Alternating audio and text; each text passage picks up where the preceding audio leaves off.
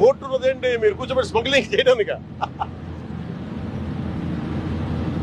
Seize the ship. If any pressure comes from central government, we'll see.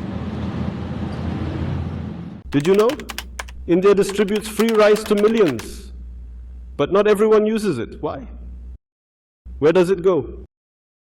First public distribution system rice నిజంగా below poverty లైన్లో ఉన్న వాళ్ళకి కనీసం వాళ్ళకి అవసరానికి తిండి కానీ ఇవన్నీ అందించడం బియ్యం. అలాగే రైతుకి వాళ్ళకి స్థిరీకరణ వాళ్ళకి స్టెబిలిటీ ఇవ్వడానికి గిట్టుబాటు ధర ఇవ్వడానికి ప్రభుత్వం కొనే విధానం ఇది.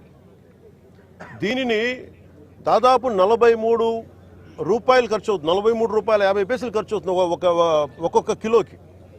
అది గవర్నమెంట్ సబ్సిడైజ్డ్ ప్రైస్ తోటి 2 రూపాయలు జీరో. మొన్నదాకా రూపాయి 2 రూపాయలు ఉంటే ఇప్పుడు అది కూడా పూర్తి జీరో. వీళ్ళు 1300 వ్యాన్లు ఏవో పెట్టేసి గత ప్రభుత్వం ఇదివరకన్నా వెళ్ళి రేషన్ షాప్ డీలర్ దగ్గరికి పంపించేవాళ్ళేమో, కానీ ఈ ప్రభుత్వం వచ్చాక ఇప్పుడు ఏమైపోయింది, ఆ ration direct vans has become బస్తాలు వేసుకురావడం పంపించేయడం, ఆ లబ్ధిదారులకే 300 రూపాయలు ఇవ్వడం. ఇది ఏమైపోయింది, ఇది అందరికి ఒక ఆలవాలం అయిపోయింది, సోర్స్ ఆఫ్ ఇన్కమ్ అయిపోయింది. కొన్ని వేల కోట్లు దీని నుంచి వెళ్ళిపోతూ ఉన్నాయి. దారుణంగా ఆఫ్రికా దేశాల్లో దీన్ని 70 రూపాయలకి అమ్ముతారు. ఇందులో ఎవ్వరు చేసింది ఏం లేదు. 70 రూపాయలకి 73 రూపాయలకి అమ్ముతారు కేజీ.